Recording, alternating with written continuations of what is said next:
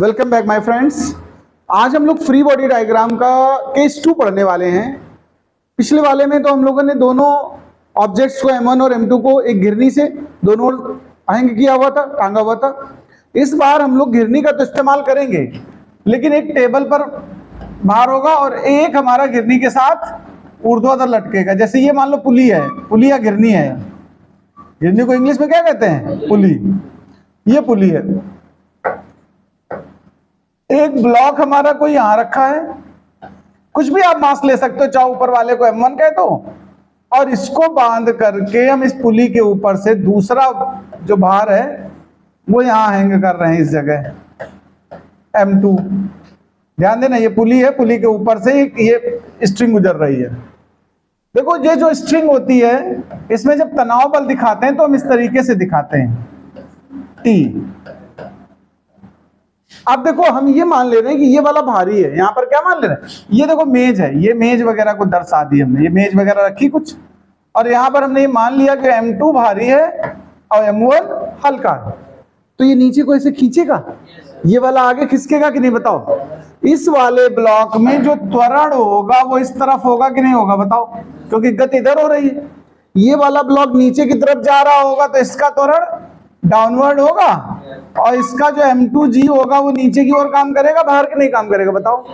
यहां बाहर का इस्तेमाल नहीं करेंगे क्योंकि मेज के ऊपर रखा, लटका थोड़े है। हैंग होता तो MG का इस्तेमाल होता। अब हम इसके लिए एक डायग्राम बनाने के बाद हम लोग इसके लिए सूत्र स्थापित करेंगे, और हमें निकालना क्या होता है? T का मान और A का मान। मेन ध्यान रखना, तनाव बल T चाहिए होता है और ये त्वरण हमारा A चाहिए होता है। ये फ्री बॉडी डायग्राम के हिसाब से सॉल्व करना है तुम्हें।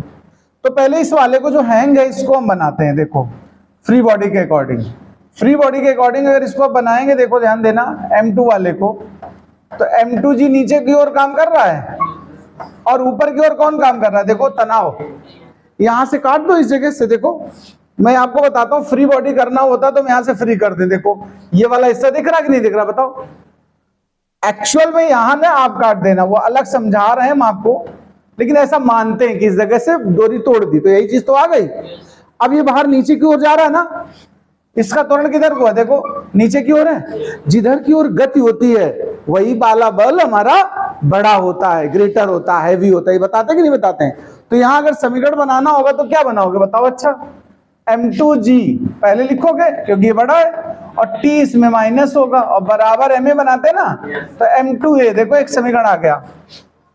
अब ऐसे ऊपर वाली उस ब्लॉक को अलग कर दो, इस जगह से तोड़ करके, ब्रेक करके। देखो, ऊपर वाले को, M1 वाले को, M1 वाले में ध्यान देना, इधर को T लगा हुआ। देखो, इधर को लगा T की नहीं लगा है, और त्वरण भी इधर को ही जा रहा है। देखो, A भी इधर को ही जा रहा है। देखो, जा रहा है कि नहीं जा रहा है? तो T और A दोनों इसी तरफ गति कर रहे हैं कि नहीं कर रहे हैं? बताओ। यहां कोई विरोध करने वाला नहीं है जिसको घटाया जाए। जो अगेंस्ट काम करे, उल्टी दिशा में काम करे बल, उसको घटाते हैं। यहां कोई घटाने वाला है ही नहीं, तो सीधा सीधा T इस्तेमाल होगा। T बराबर सीधा MA। देखो, दूसरा समीकरण ध्यान से देखो, पहला तो उस दिन के स्टाइल से बन गया है, लेकिन दूसरे में हमने सीधे T बराबर MA इस्तेमाल किया, क्योंकि पीछे की ओर कोई धक्का ही नहीं मार रहा है। अब ये दोनों समीकरण आ गए, इनसे T का मान चाहिए तो एक बार जोड़ दो सीधा सीधा। जोड़ने पर देखो, जब आप इन दोनों को जोड़ दोगे T से T, तो M2G बराबर M1 प्लस M2 और A हो जाएगा। तो A बराबर क्या हुआ? देखो, M2 upon M1 plus M2 into G।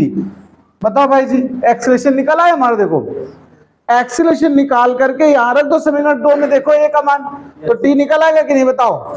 A का मान समीकरण 2 में रखने पर, A का मान समीकरण 2 में रखने पर, चलो रखते हैं। तो T बराबर M1A मतलब हो गया M2 upon M1 plus M2 into G। तो ये देखो, T का मान फाइनली बना क्या हमारा? M1 M2 upon M1 plus M2 into जी बोलो भाई जी। तनाव बल भी निकल आया। हमें तनाव निकालना था, त्वरण निकालना था, निकल आए। एक चीज और, डोरी पर याद है वो पुली पर क्या निकाला था उस बार, याद है किसी को? फर्स्ट केस में पुली पर दबाव या पुली पर बल, कुछ भी कहें। तो पुली वाला हिस्सा उठाओ जरा, ये देखो। जब फ्री बॉडी यहां से काट के और यहां से काट के अलग कर दोगे तो देखो कैसा सिस्टम तैयार मिलेगा तुम्हें, ध्यान देना प्लीज।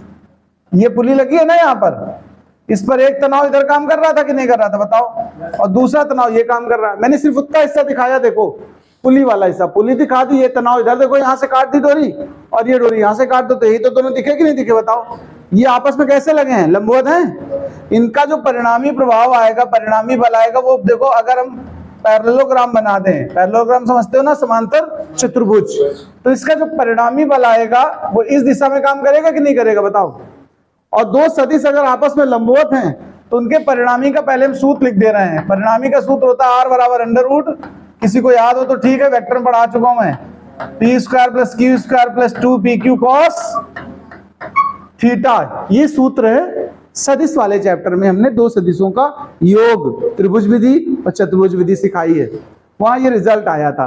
यहां लेकिन परिणामी को हमने क्या नाम दिया है, p। यहां क्या दिया देखो, यहाँ R ना कह के हमने इसको क्या बोला है, p बराबर अंडर रूट, पहला बल कितना है t और दूसरा बल कितना है t, देखो t प्लस t हो गया स्क्वायर में, और p की मतलब दोनों ही t हैं, तो यहां भी तो 2t स्क्वायर आएगा, देखो 2t स्क्वायर cos 90 आ जाएगा। क्यों?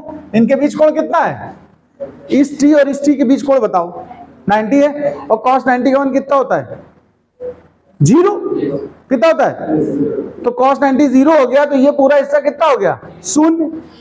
तो p बराबर बचा under root t square plus यानी 2t स्क्वायर, क्या हुआ, रूट में 2t स्क्वायर, t बाहर निकाल दो, तो p बराबर क्या निकल गया देखो, t रूट 2 न्यूटन। बताओ भाई जी, ये हमारा परिणाम है। और t का मान निकाल चुके हो तुम, कितना निकालो बताओ, ये देखो, तो इसको चाहो तो वापस यहां रख दो, तो t की जगह क्या आ गया, m1 m2 upon m1 plus m2 into under root 2 और इंटू g। बताओ पुली पर दबाव निकल आया, इसको हम पुली पर दबाव या पुली पर भार कुछ भी कह दे। ये अभी लास्ट में निकाला, इसको हम कहेंगे पुली पर भार या दबाव, ठीक है, नोट कर लो पूरा। ये सेकंड केस हो गया। केस थर्ड देख लीजिए, एक और पार्ट है। डिफरेंट तरह के क्वेश्चंस आपके एग्जाम में न्यूमेरिकल्स में आ सकते हैं। जैसे सपोज करिए दो ब्लॉक्स रखे हैं, एक का मास m1 है, एक का मास m2 है। इसको हम इस तरफ से पुश कर रहे हैं F फोर्स लगा करके, तो ये पूरा सिस्टम इधर को फॉरवर्ड होगा कि नहीं होगा बताओ? तो इसका एक्सेलरेशन a हो गया। क्वेश्चन मोस्टली ये पूछता है कि फर्स्ट ब्लॉक ने सेकंड पे कितना फोर्स लगाया, या सेकेंड ने रिएक्शन किया फर्स्ट पर, वो कितनी वैल्यू है, ऐसे क्वेश्चन आते हैं। तो इसको फ्री बॉडी के हिसाब से हम ब्रेक करके आपको दिखा रहे हैं। जैसे फर्स्ट वाले को देखो, इसमें इस तरफ से आप पुश कर रहे हैं कि नहीं कर रहे बताओ, और ये वाला ब्लॉक इसको पीछे को धक्का देगा भाई, ये इसको एक्शन करेगा उधर को, तो उधर से एक रिएक्शन आएगा। अब जानते हो एक्शन रिएक्शन इक्वल होते हैं, तो जो इस वाले ने m2 ने रिएक्ट किया होगा, उस रिएक्शन को हमने नाम दे दिया T, और इसने जो उस पर एक्शन किया होगा देखो, उसको भी हम T कहेंगे। क्या कहेंगे, T कहेंगे m2 पे। देखो इधर से T लगा, देखो इसको हमने दो अलग अलग पार्ट में फ्री बॉडी बना दी। फ्री बॉडी का मतलब यही होता है, सिस्टम में जितने बॉडीज हैं उनको अलग अलग इमेजिनेशन करना है मुझे। इसका भी एक्सेलरेशन इसी डायरेक्शन में काम कर रहा है और इस पर भी इसी डायरेक्शन में काम कर रहा है। अब हम इक्वेशन बनाने जा रहे हैं। देखो मेन पार्ट होता है इक्वेशन फॉर्म करना। इक्वेशन बनाने लगो फिर तो आराम से सॉल्व कर दोगे आप। तो चलो पहले वाले पे देखो, ये इधर जा रहा मोशन के नहीं बताओ, तो टी को ग्रेटर मानोगे कि एफ को? बड़ा कौन होगा? एफ बड़ा होगा। क्यों? क्योंकि वही जीत रहा, तभी तो धक्का देके उधर लिए जा रहा है। तो जो इक्वेशन बनाओगे तो F minus T is equal to mass m1a। देखो इक्वेशन आएगी कि नहीं?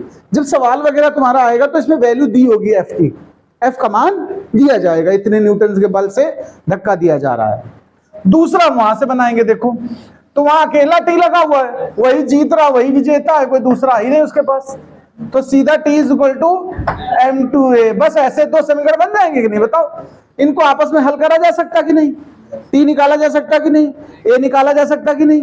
दोबारा हम सॉल्व करना सिखा नहीं रहे, इसके आगे क्या कर लोगे कि हम कराएं? भाई एक बार जोड़ दो, आप जैसे मान लो करना चाहो ऐसे जोड़ दो, लो जोड़ दिया तो सीधा F is equal to M1 plus M2 into में A।